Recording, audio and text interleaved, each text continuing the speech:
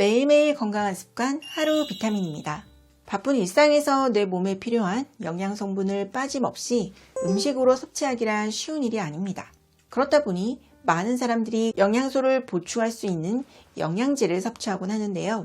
우리나라 사람들의 경우 10명 중 4명이 영양제를 챙겨 먹는다고 합니다. 영양제는 처음에는 한두 가지만 챙겨 먹지만 여러 정보를 접하면서 점점 그 개수가 늘어나곤 하는데요. 하지만 이렇게 개수가 늘어나게 되면 언제 어떤 것을 먹어야 가장 효과를 좋게 볼 수 있는지, 반대로 언제 어떤 영양제를 먹으면 안 되는지 고민이 생기게 됩니다. 이번 시간에는 영양제 성분별 효능이 극대화되는 섭취 시간에 대해서 알아보도록 하겠습니다. 아침 공복에는 어떤 영양제가 좋을까요? 비타민 B는 몸의 에너지 대사를 활발하게 하고 피로를 회복시키는 비타민으로 당뇨나 고혈압이 있는 경우 부족해지기 쉬운 비타민입니다. 비타민 B는 아침 식사 전에 먹는 것이 가장 흡수율이 좋다고 하는데요. 이 영양소를 아침 공복에 섭취할 경우 섭취하는 음식물이 에너지로 더욱 잘 전환될 수 있도록 돕는 역할도 하기 때문에 활기찬 하루의 시작을 위해서는 아침 식사 30분 전에 비타민 B를 챙겨 먹는 것이 좋습니다. 비타민 B의 일종인 엽산 역시 이때 먹으면 가장 좋은 효과를 볼 수 있다고 하네요. 아침 식사 중 혹은 아침 식사 후에는 어떤 영양제가 좋을까요? 신체의 노화를 촉진하는 활성산소는 자고 일어났을 때 가장 많이 누적되어 있는데요.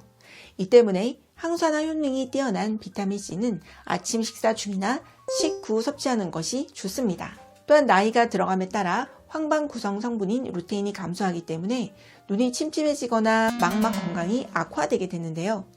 지용성 영양소인 루테인을 아침 식사 후 섭취해주면 흡수가 잘 되며 눈 건강에 좋은 효능을 볼 수 있습니다. 만약 아침 식사 후 깜빡하고 루테인 섭취를 하지 못한 경우라면 점심이나 저녁을 먹은 뒤 섭취하셔도 됩니다.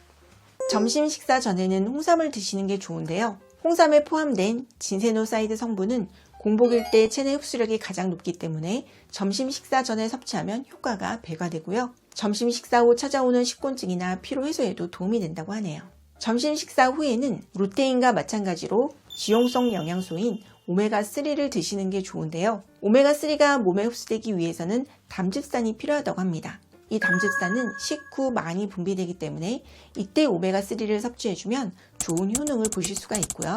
또 오메가3를 먹고 메스꺼움을 호소하는 경우가 많은데 점심 식사를 하고 난 뒤의 시간은 하루 중 가장 활동량이 많은 편이기 때문에 이때 오메가3를 먹으면 이런 메스꺼움 증상을 어느 정도 완화할 수 있다고 합니다. 지용성 비타민인 A, D, E, K, 마그네슘 역시 식사 직후에 드시는 것이 좋은데요. 연구 결과에 의하면 지용성 비타민은 식사 직후에 섭취했을 때의 흡수율이 공복에 섭취했을 때보다 약 50% 가까이 올라간다고 합니다. 그리고 아침, 저녁 시간대를 꼭 따질 필요는 없지만 반드시 공복에 섭취해야 하는 영양제도 있습니다. 바로 유산균인데요. 유산균은 면역력 향상과 장 건강을 위해 많은 사람들이 챙겨 먹고 있는 영양제입니다. 이 유산균은 위산에 약하기 때문에 식사를 하고 난 뒤 섭취할 경우 위산으로 인해 섭취한 유산균이 많이 죽게 됩니다. 따라서 유산균은 공복에 섭취하는 것이 가장 좋은데요.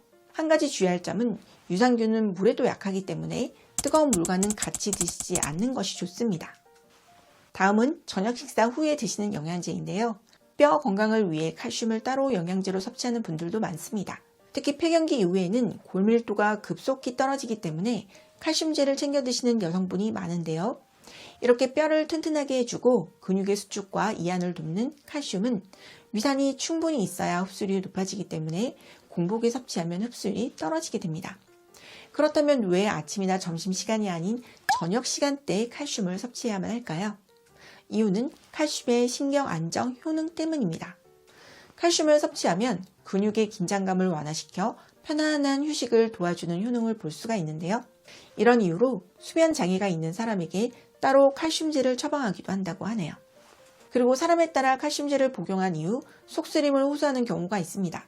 칼슘 제제는 크게 탄산칼슘과 구연산칼슘으로 나뉘는데 탄산칼슘 제제가 위장을 자극할 수 있다는 연구 보고가 있기 때문에 이 경우 구연산칼슘으로 영양제를 바꿔보시는 것이 도움이 될 수 있습니다. 또한 주의할 사항은 칼슘 제제를 철분이나 아연, 망간과 같이 섭취할 경우 서로 흡수를 방해하게 될 수 있으므로 이 성분들은 같이 섭취하지 않는 것이 좋습니다. 다만 종합 비타민에 이런 성분들이 같이 들어있는 경우라면 이런 점을 고려해서 성분이 배합되어 있는 경우도 많기 때문에 크게 걱정하지 않으셔도 된다고 하네요. 오늘은 여기까지 영양제 성분별 효능이 극대화되는 섭취 시간에 대해서 알아보았습니다. 오늘 내용 도움되셨나요? 도움이 되셨다면 좋아요와 구독, 알림 설정 눌러두시면 건강에 도움이 되는 유익한 정보를 바로바로 받아보실 수가 있습니다. 오늘 내용이 도움되셨다면 이 영상을 주위 분들에게도 널리 공유해주세요. 그럼 저는 다음 시간에 좋은 내용으로 다시 찾아뵙도록 하겠습니다. 시청 감사합니다.